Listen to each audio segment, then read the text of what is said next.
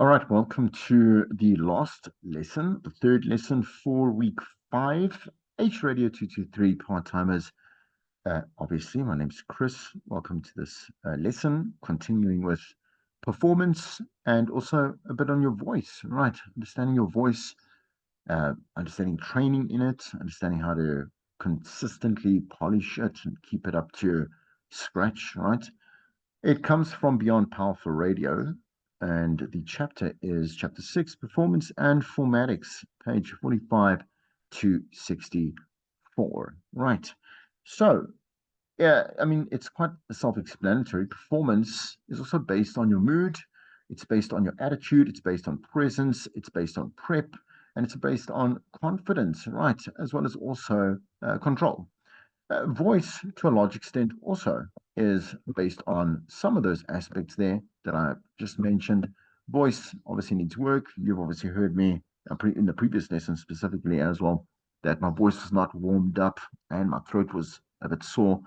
And I just went to go have like just a warm cup of rooibos black tea that helped it along. It's not the best right now, but also just talking and having a little bit of exercise kind of loosens that up, warms that up, and also wakes me up so that I know how to use my voice a little bit better as I, for example, let's say present this particular lesson. Moreover, when we're looking at voice over performances, or we're looking at obviously voice during our on air shows, as well as during podcasts, etc., even when you are, let's say, doing some kind of media for your social media as well, we have to know that we need control and we need the biggest thing is control and ownership of how we are managing uh, our voice and managing the muscles that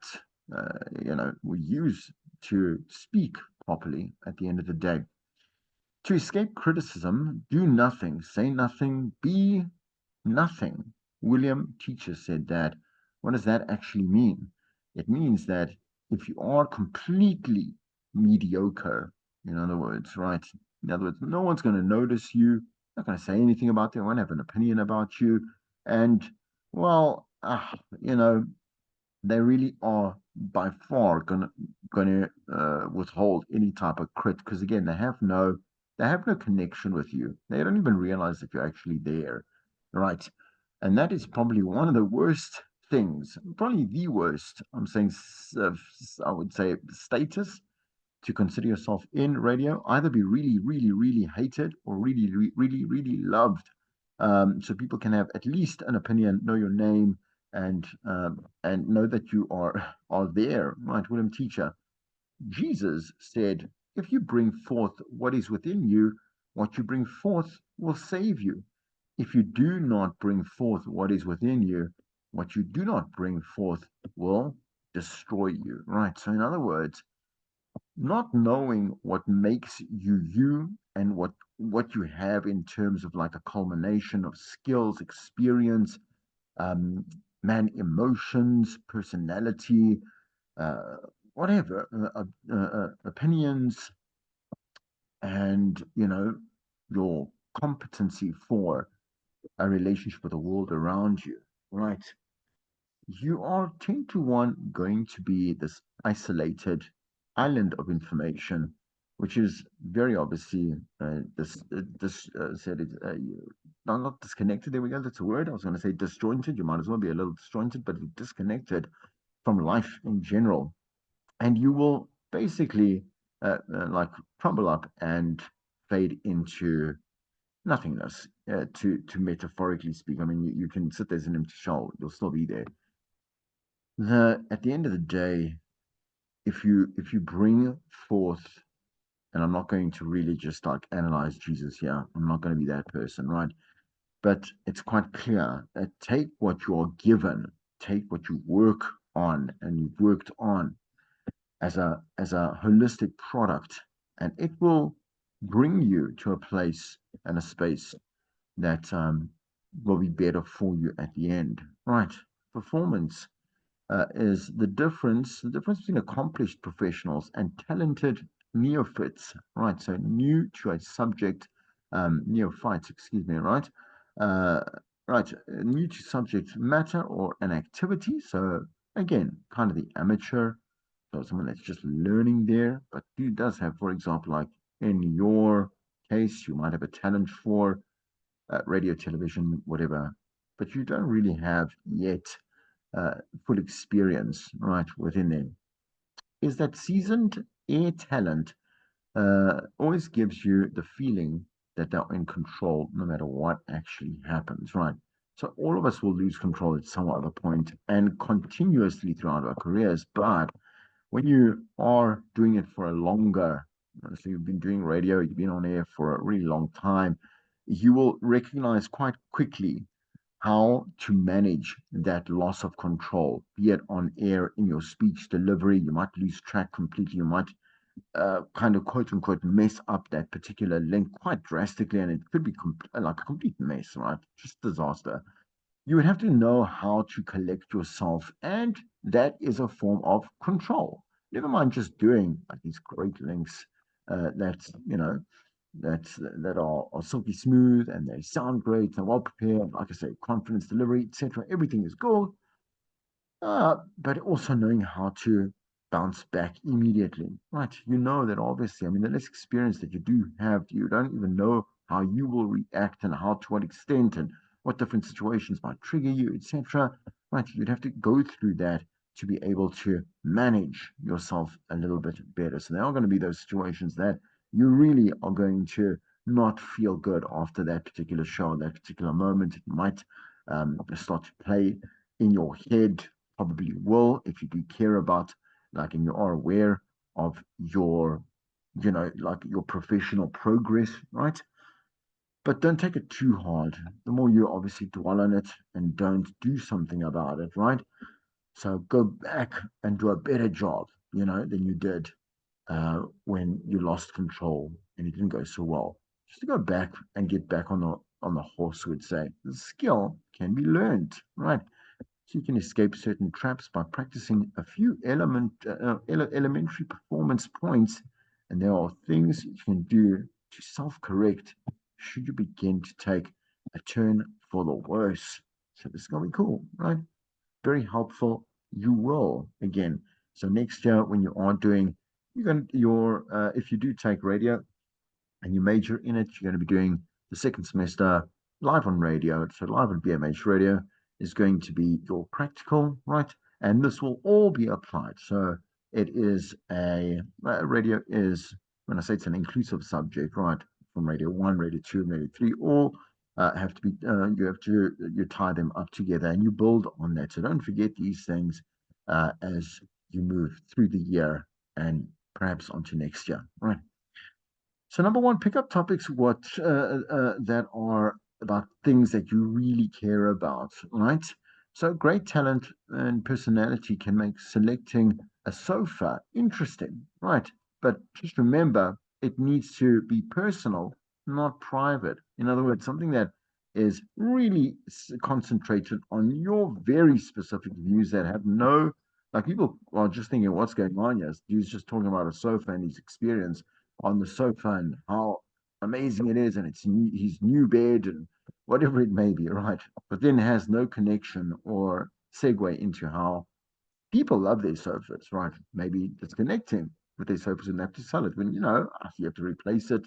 And there's so many great sofa memories, so many great things that you watched on there. Some great afternoon naps, whatever it may be, right? Sofas. Right, you can make it interesting if you are interested in. So there must be buy-in at the end of the day. Let's buy into what it is that we want to talk about, right? Use a strong show opening or a monologue. So when you do start your show, focus like, particularly I'd say whenever you're going to start something new, make sure that your full focus and presence is where you find the largest strength in being able to deliver properly. If you are focused and you're present, you'll have a much more effective awareness to how it is that you speak, what it is you speak about, and how you choose to obviously relay that to your audience, right? But be sure to do the following: focus the topic, engage the audience by forming a question, because you want them to start thinking about, well, how does this kind of relate to me? What is it that this particular presenter is asking me? And I will automatically, passively, and so on the other side of the radio, start answering that question in the context of my own life as a listener. You can state your opinion or position on that particular topic, right? When you are performing your monologue, throw out, call out, whatever it may be. And you want to share a bit of your views through examples, experience, or storytelling, all the above, right? Okay, storytelling is constructed and it takes you from one point to another. You're going to carry the person from one point to another. So don't read your prep, okay? And this is something that I did yesterday with the third years, and man, I even fell into my own trap. I prepped a good piece, right? But the thing is that I wanted to show them how to prep a content piece, with a hook and whatever it may be, etc., from the hook to the blackout. So normally what you would go and do is you would prep points, right? So points, and it would be quite short so that you're not caged. I'm saying connected and caged um, by and controlled by the prep sheet itself. It doesn't become a script, right?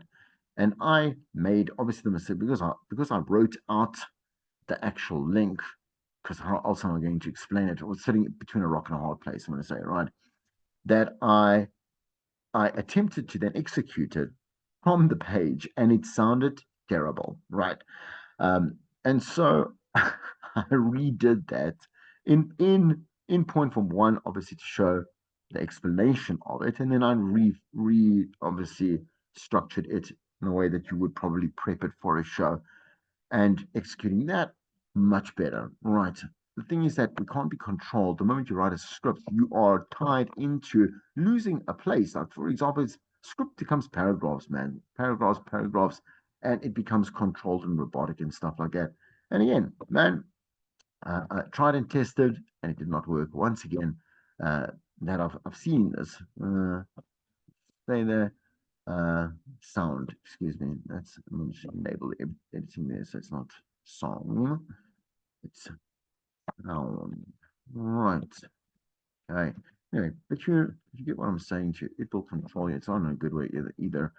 Never be boring. Get rid of dull guests immediately. So you don't, instead of a dull guest, don't do anything at all. Don't just fill that space because you think you need to fill that space. You do have to fill that space in your show. That's the whole point. But don't put a dull guest on. Someone that isn't great at communicating, that isn't a great public speaker, that doesn't know much about the subject matter either. It's a big no-no, right? Okay. And also, maybe again, it really just doesn't know how to flow with improv as well. Because I mean, an expert professional should know like a little bit more, should be able to answer, like I said, improv on the go questions and be that type of dynamic guest. Remember, if you're bored, it is boring. And if it feels long, it's boring, right? Um, if they start out great and then get boring, cut them off, cut the interview short. Don't think that it's going to suddenly get better, um, because it's probably 10 to 1 not. It's not going anywhere. Just cut the interview short and cut your losses. How often have you checked your watch hoping that a guest would just round it up, man? Just shut up at the end of the day, because again, at any one point, if a presenter or a guest or whatever comes out at that particular link is making you check the watch, quote unquote, in other words, count the seconds, right? You know that that particular link is not structured well. It's boring. It's not interesting. It's not relevant. And it's maybe a lot of waffling. So talking around something instead of maybe getting to something, right? So rather have a signal with your producer, you as a presenter, get news people to come waver on papers, etc. There's many different ways to just make sure that you can start to cut it shorter. However, if a guest is great, keep them on for a little bit longer, right? Because they're obviously adding value to that listener's life at the end of the day. Some techniques, if you're too shy to cut the guest off, telephonic, a pre recorded interview, or an interview or interview the guest in another studio while you are in the main studio. Many ways that will give you some kind of trigger or some kind of flag to be like, okay, cool, I want to cut this off right here. Telephonically, it seems to be a bit easier because you're not, when you're not face to face with them as well. Pre-recorded interviews very popular, right? Because you can at least go and cut and edit that and make it sound great with only the stuff that was really good, right? But it's also a time and a place for that because you mustn't be scared of running a good on-air live interview as well. All right. Don't don't take calls just because they are there. You need to select calls that are going to add to the story that you are busy telling, right? So I always say this. Again, I said I'm a Disney fan, and when I was a kid, I remember watching especially a lot of the makings of the Disney films or whatever. And I remember watching Walt Disney himself say the only reason they would put in a song, like, because Disney animation films have a lot of songs in or whatever it is, but they would only choose the song if it added to the journey of the story. So it actually told you more information about this particular character that was going to this particular place, was going to meet someone, or was going to go on a particular journey. I don't know, like a quest. I don't know, doesn't matter, right? Or how they're feeling, get a bit of more of an understanding of their thoughts, uh, whatever it may be, right? And the same thing goes for here. Like consider like those Disney songs, the callers, right? The callers need to really add to what you would like to, I suppose, say, but they're carrying on conversation added value. They're making it more rich. They're adding more dimension to it, whatever it may be, right? Don't put them on if they're going to repeat something that you've already said, or supposedly also maybe like they're going to say something that's very predictable. People already know this and know how people feel and their views or whatever it may be.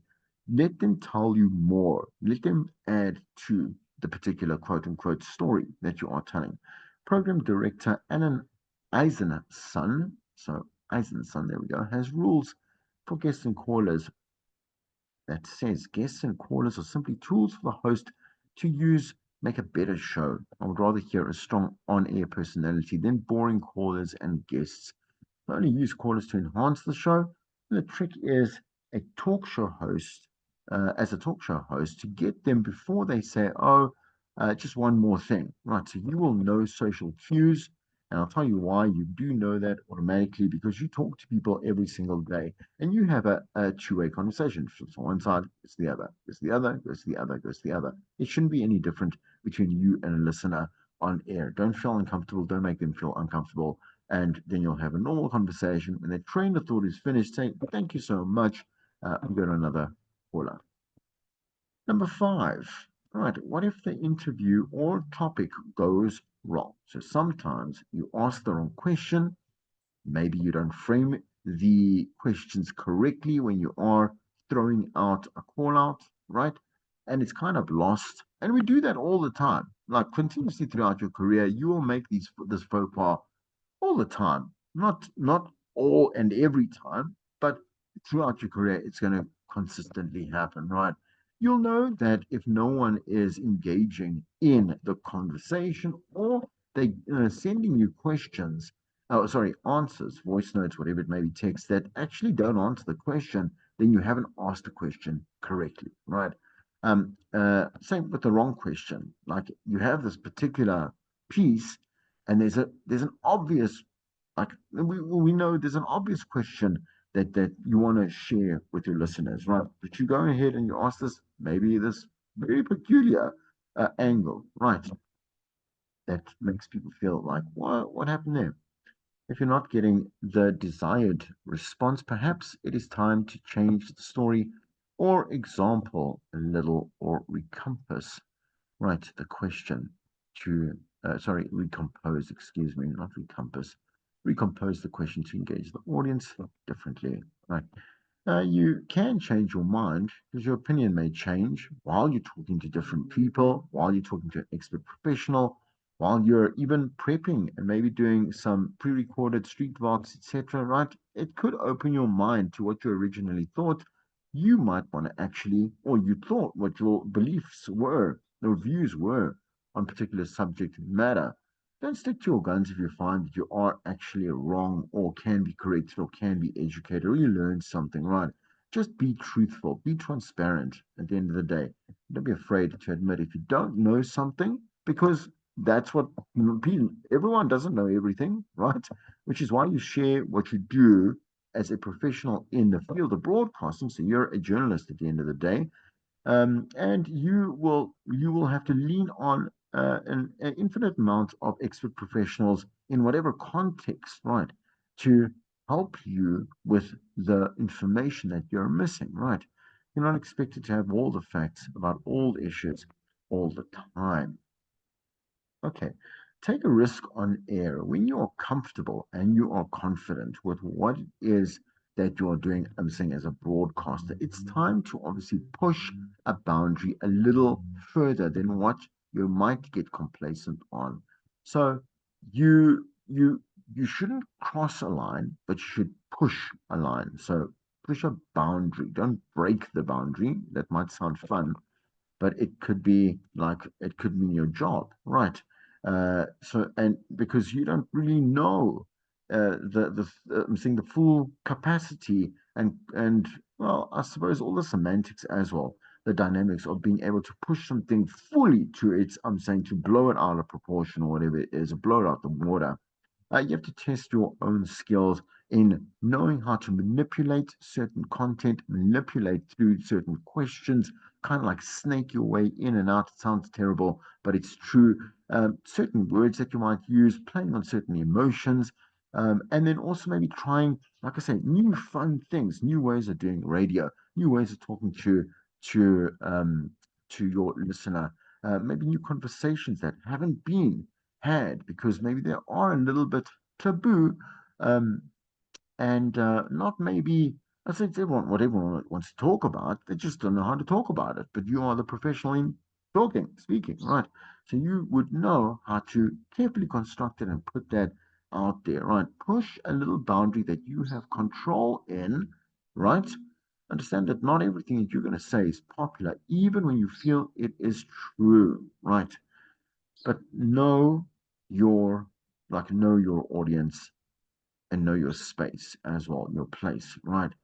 So a lot of what you can get away with depends on how you've fostered that relationship with one, obviously management, right?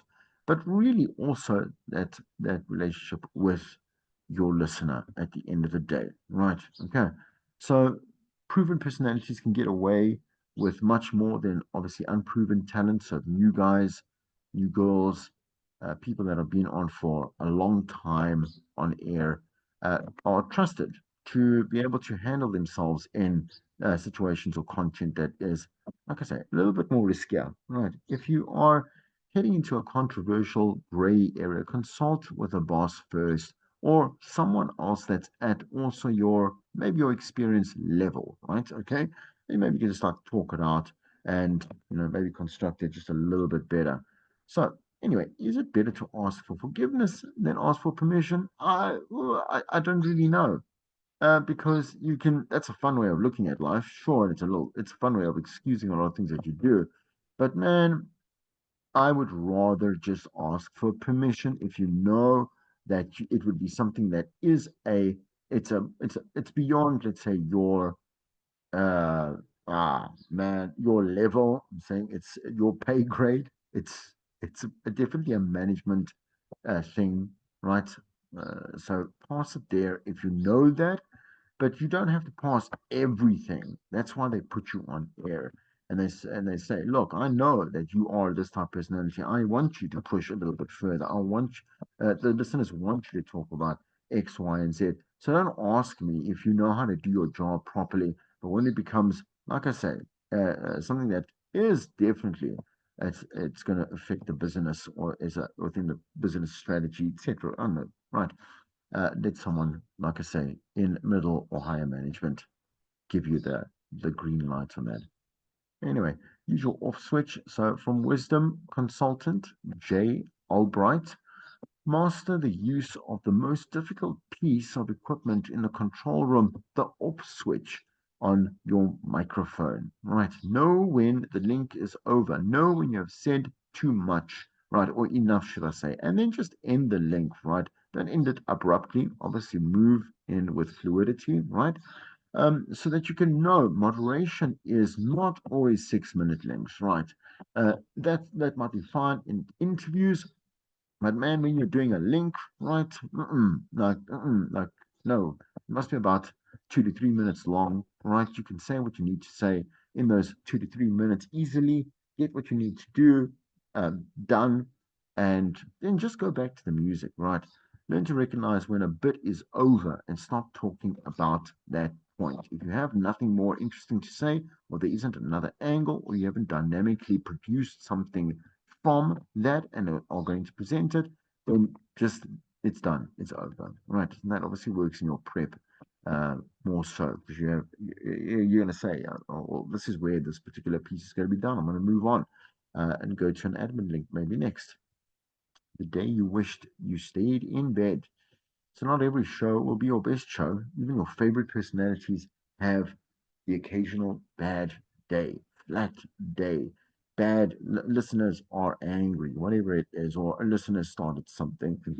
Guests who just didn't arrive or pitch or whatever it may be. There was maybe animosity between the team. I don't know, right? There are going to be enough bad days, right? Even as a again, seasoned professional. If you had a show that didn't work, it's important to do a quick analysis of what didn't work.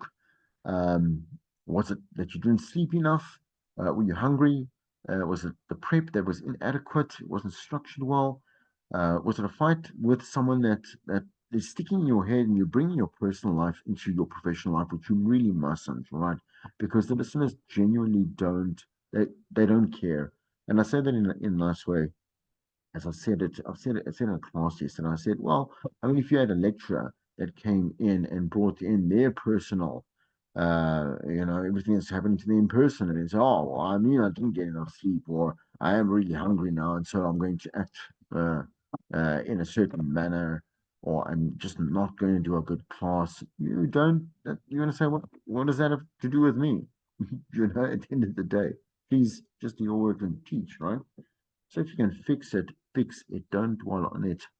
It's going to affect your next show, your next performance. Right.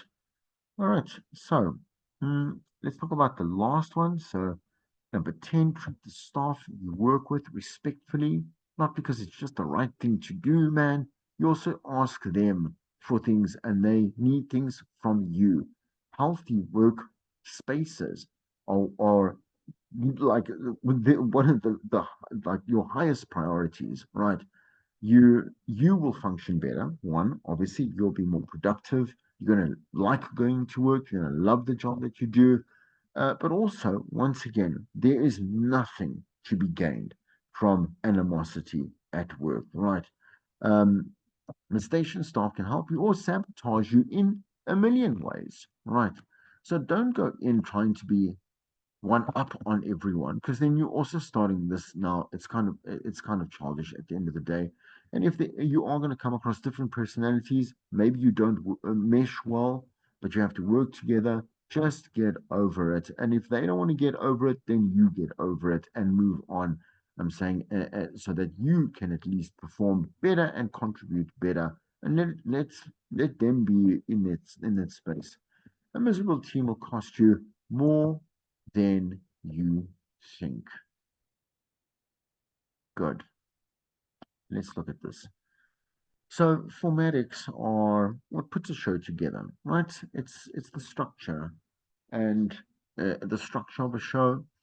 Um, the elements of the show, different things that we include on a show. Like I said, those are called the elements. I don't want to go and dumb it down any further.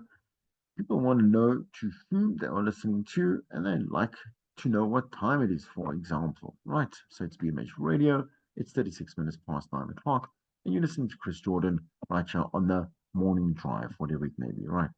It makes sense to do everything we know to win. Repetition stimulates recall, and it is That simple. So saying, for example, the station name over and over is part of branding. Don't always say your name. Include your name now and then. Uh, Tell people obviously what the time is, what's coming up. We're going to play some ads here, etc. Right. It is easier to get existing listeners to spend more time with you than to recruit a new listener. So you are doing a job for the people that are coming to the party. You understand? Like you're gonna have a good time for all your guests that are invited to your club there, right? Okay. So existing listeners, if they stay there longer, that means you're doing a great job. I'm saying so they come back and they come back and they also listen longer and longer and they make it this thing, this like religious choice, to listen to the show on a daily or whenever it is your weekly basis.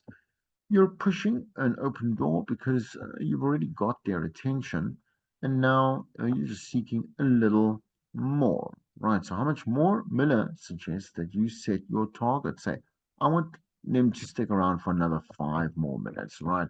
So, we're too busy dropping off kids, juggling phone calls, checking messages, being on social media, having million things to quote unquote do in a day.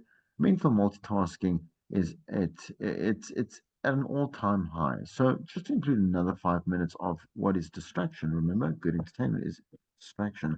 Is uh, quite a lot to ask for. I'm saying if they want to do it consciously, you understand, right? Consciously into subconsciously into conscious decision, right? So aim for just another 5 minutes. Play a good song. I mean, that's what your playlist is there for, right? Make sure that you get a better caller on the line. Ask a good question. Come to an end. Tease for something great that's going to come. 5 more minutes. Invite, don't tease, and invite like you mean it. It's another word, you understand. Listen longer. Listen. Coming up next is the brand new song from whatever, but it's the first play that you're going to hear on radio anywhere. Right, so we've got the rights to it. We're so glad that's coming up 7 minutes time, whatever. They're going to be like, okay, I like this artist, whatever it may be, right? And throw forward to the next thing that is happening, right? So the next thing that is going to happen in 5 minutes ahead, 15 minutes ahead, coming up, we're going to be chatting to this particular guest. We get your answers or your reactions to what was said. Quack, quack, quack, quack, quack. You understand, right? So don't do the full reveal. That's why we quote unquote put it under tease, right? Putting a bit of a like a sneak peek, invite with a bit of a hook. Right, invite frequently. So you might want to leave us now, but if you do stick around just for a little bit, right, uh, don't make it too obvious, obviously, because people know, like when you're trying too hard as well.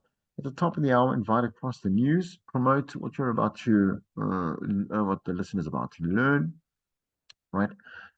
As you change topics or switch to something new, invite the audience to stay by saying it's going to be really good and tell them maybe a little bit as to why, that's why it's going to be good for them. As you go into a song, invite them to stay tuned for what's going to happen after, obviously, the music suite. Prior to a guest, invite the audience to listen in, telling them a little bit about the guest, telling them why it's going to be cool for that listener to to just stick around if they want to hear this. Make an appointment.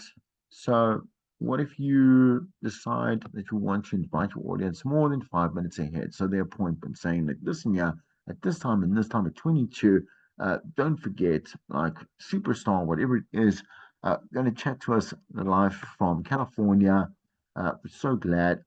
So, just stick around. Uh, and 22 might be, like I say, let's say 20 minutes or 30 minutes or even 35 minutes from now. Appointment listening increases the station's rating, so pick a single show highlight, not a menu of options. Give the listener the time that they can actually hear that. It is important that listeners feel that they can join in at any one time as they're also invited to the program, right? So don't forget later in the last hour, even though because a last hour throw forward is okay, I suppose. Maybe the first hour, if you want to highlight a really popular feature, don't forget that our weekly most popular feature on the station, the whatever, happening between 2:15 and let's say 3 o'clock, right? And I know that it is definitely one thing that only you come back and forth, and there's shopping to be done or whatever it may be, and I know that you do come back for that. So don't forget a little bit later on the show. But in the meantime, let's continue with don't go on and go on. 10 to 1 in terms of listeners' behavior. Like if they're going to be listening, I'm saying let's say you are in traffic for an hour and 15 minutes. Very little is going to have them come back. Let's say they get out the house. Sorry, they get out the car, they get into their house, radio time is over. They're not going to specifically come back. Unlikely, right? But if it's part of their day, like so for example, like I said, an office, right? And they know the radio is going to be on, it's accessible, and they know they have the capacity to tune back in for an interview, like I say, or a certain special, whatever it may be, or a competition, right? They'll tune in at that time, they'll make a point of it because they want to be obviously, engaged by whatever it is that you've got to say or you're doing. Make them feel welcome when they join in the middle of the show because anyone joins at any time in the show. Welcome to the show. My name is the station brand is, you understand, frequency, etc. And coming up is welcome. Welcome to the Sunday Revolution. Right. Invite the listener by saying, jump on in. The Roddy is fine. It's a little cliche. Please don't use that exactly, right? Use your own version. Let's avoid cliches. Overcoming resistance. The reason that many on-air personalities do not believe formatics are important is because they already know who they are and where they work. So it becomes boring to get them to repeat their name and the station's dial position and call letter. But you are one, right?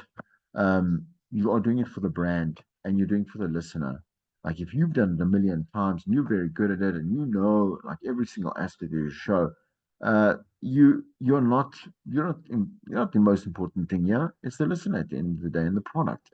So if the tenant does not understand the absolute importance of formatics, they're not going to make it a priority. It's about making like you are again, as I said, you're making a connection with a new listener, with a current listener, making sure that you are brand aware, brand active, right? And again, it's just part of how you do radio. Tell the time, tell them what's coming up, tell them what song it is. Um, you know, Formatics ask talent to imagine someone heard this show in a taxi and couldn't listen at home because they couldn't remember the station's dial position and call letter, right? Because you can't really maybe see the radio set. Now you're not giving out the frequency, you're not saying what the station is. That is a bit extreme, but it also is realistic, right? The audience has a short attention span, often uses radio as a background, like piece of entertainment, right? Enjoyment. So really catch them early, right? Okay, make them listen longer. Every 15 minutes, hammer home your name, the name of the show, the name of the station, call letters, and dial position. So again, just brand, right? Brand, timing, etc. Right. Okay, every 15-minute segment. Right. It takes about 5, 7 seconds to do all this. So it really isn't a big deal, right? It's a great way to obviously just kind of get into, back in a song, coming back from an ad break, whatever it may be, just quickly like get into the zone, right? By just saying these very basic formatics and then getting your headspace into the present/presenter mode, right? Can never let the listeners feel the format. So trying to keep your formatics as natural as possible. Don't sound robotic and make it just say like it's 43 minutes past 1 o'clock or 2 o'clock or 3 o'clock or 15 minutes to, because we do say that in normal conversation, right? 20 past uh, like 9 in the morning. Only mention the clock if it is beneficial to the listener, right? Coming up, you know, in 5 minutes' time or at 26 past, we're going to be playing you out a specific clip that, but again, no one's going to criticize you for just doing a time check, right? Your audience should never feel your format. They should simply feel that you're busy spending time with them and them with you. So don't remind them that you're taking a commercial break. Really, never. Just play the commercial break. One, it's part of obviously the clock. They know breaks are coming, but don't go tell them, listen, let's go pay the bills, right? Let's go to commercial break. I'm going to speak to you after this. No, this commercial break. It's one also a reason for them to go, ugh, let me just tune out, right? Because now we're going to go into ads, whatever, you're making it sound kind of more official than it already is, right? Just don't do that. Here are some tips. Talk radio formatics. Open the hour with your name, the time, and the call letter, right? Do some short opening comments. If you have any that day, which may or may not be about the main topic. So you do a bit of like the kind of the monologue to you create a bit of an atmosphere, you know, as to, you know, who is there. I mean, so you as a presenter, just a little bit of light, light, short one directional conversation, right? Okay, launch into your monologue. So engage the audience with your opinion, position, and storytelling about what it is that you are talking about. Then ask the question, so the call to action, and give out the phone numbers. Take a break using proper formatics. Use the term up next instead of take a break. So coming up, you know, the phones. Open the floodgates to the phones after the first break and reset the topic by asking a question going in and out of the subsequent breaks again. Make sure that you go and re emphasize, restate in different ways. Don't go repeat yourself word for word. There are many different ways to say one particular thing. Go do that. Right. So, tips from consultant Tommy Kramer says there in terms of resetting and teasing, be sensitive to repetition, as I just said there. Make sure that you repurpose it in a better way every single time or another way. All of them need to be good. The listener wants consistency, but not predictability. So repetition can bring down talent as management. Keep talent energized by pointing out the good examples when they occur or freshening things up that may become tired when you're listening to it. Right. Make sure you take a different angle, whatever it is that you are talking about. Just refresh. And also remember, people are just tuning in. So you want to not maybe lose any of that quality of what you did in the beginning when you did do the call out, when you did do the call to action, whatever it may be, right? Um, Say it in a new, fresh way, recap quite nicely, and then take those callers, right? So Tommy Kramer continues to say, pull the listener into the radio with you. Don't say it is 72 degrees out there. That means you're not with the listener. Just say it's 72 degrees.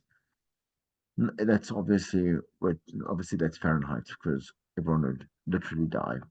Sell the benefits. So does it lift my mood? Does it make my driver easier?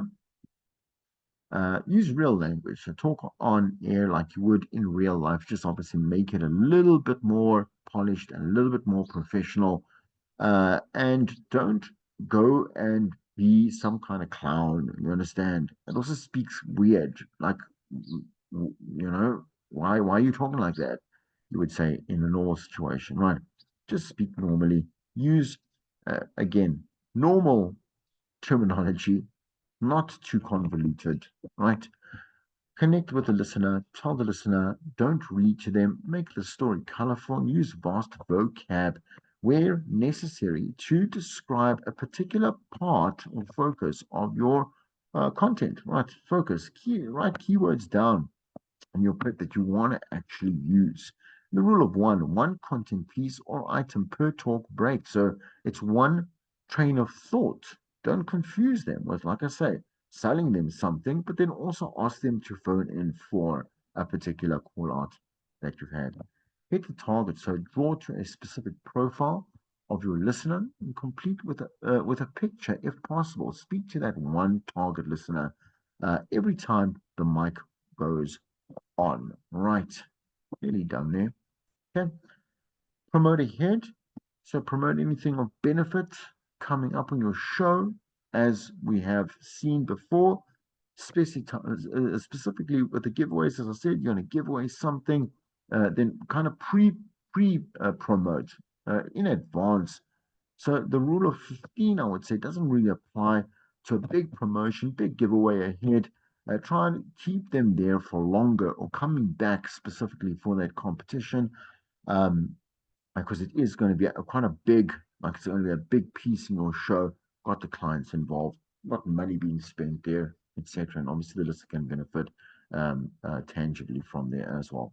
So don't tell the listeners what to think. Obviously, like you've got to open up conversation so they are free to feel like they can talk to you like from the heart at the end of the time, right? So sell the dreams first before you give the information. So sell the sizzle, not the steak, right? Be descriptive. So really, like, know how to add that kind of that great taste to what it is that you're saying, right? Sell the dream first before you give the information, right? But come and follow through on that promise as you move along, even throughout the link, the structure of the link. Like you've told them that it's going to be something about this and that, and they're expecting X, Y, and Z to be delivered. So good. Have a roadmap, know where and how you're starting. Have a destination in mind because that's going to control the flow of the structure of that content piece and your train of thought as well. So know how you're ending. Don't waste time. Move on to the next element when it is finished. And when you ask yourself how to edit, ask yourself, should I say, how to edit phone calls, keep the unnecessary parts of the call off the air. As I said, pre-prep them off air. Take them on air, right? Okay. Um, and don't ask how they're doing. Just say, Chris, you are a professional sofa user, whatever it is. I don't know. Okay. And then we can start the conversation from where it is the most interesting. Right. And then thank them off air. So cut the call after their last point, go to, let's say, music, and then go back and say, thank you so much. You've been great. Really appreciate it. Right. Formatics for callers, identify the name, the place, and after that, make their point.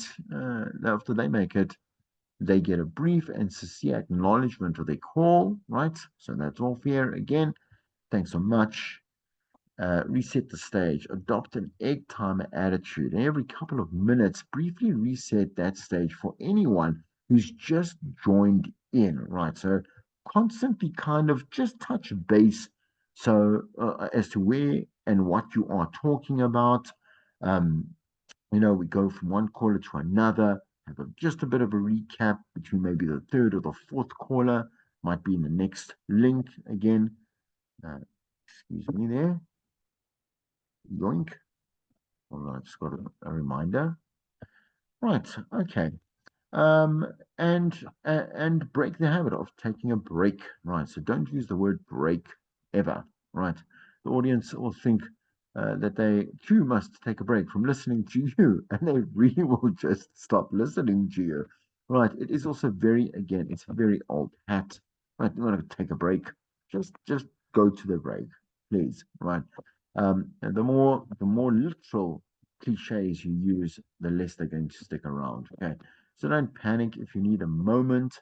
The fear of dead air can provoke meaningless manic episodes that will actually have you lose the audience. Just don't say nothing. Like if there's silence, then there's silence. Don't go on air and try to now save whatever is going on. Unless you know that it's just something that's going to it's going to fix itself in 30 seconds, right? There, and you can't fill in that, or a song cut off and you're going to just play another song going to whatever it may be. So but if you know it's a technical problem and you have no control, like for example, let's say you must reset the system and that's going to take a couple of minutes. Just leave it and don't say anything at all because you're going to start really waffling. It's going to become very unprofessional, and you're going to walk and talk yourself right into a corner. Before each break, remember to tease what is coming up, reset your talkable topic or engaging question, right? Involve your audience, use a cliffhanger to keep them coming back for more, staying through a break, or listening a bit longer. And after the break, briefly just, like I say, recap, just say your name again, the dial position, right? The topic. So again, like recap what it is that well, I mean, let's say if you threw forward and you're going to come back with the actual, obviously the actual content is different, right? So you're going to actually do the piece here. Ask your focus question or tease, preferably one that everyone listening to will have a burning desire to answer. Phone number and then the time check. Okay, here is your homework, right? Students have to copyright and script, produce, voice, and engineer a mix of 30 seconds for an advert against gender based violence. So, the next class, right, which again might be pre recorded, but I would like you to send that to me on WhatsApp. That'll be great, right? To show me that remember to do it exactly at 30 seconds because you want to be controlled and decide what tone you wanna add to this. Is it going to be like a bit of a storytell cell? Are you going to have different roles in there? Are you going to play to people's emotions? Right? What are you going to say about gender-based violence? Is it going to be what is it? What's the word I'm looking for? Um, but a like a man, what is that looking for? It's like a political advert, man. But damn it, I can't remember the word for it. Right, public service announcement, man. A PSA. Damn it. Yeah, there we go. That's correct. PSA. All right. Anyway, PSA. And next class we're going to critique all of these things. The advert. Did it get to the point? Was it concise and impactful? Did he talk in pictures? So theater of the mind. Did it have a hook at the beginning? And did it have a kicker at the end? Right. So that is that. So I'm going to stop the recording and have a good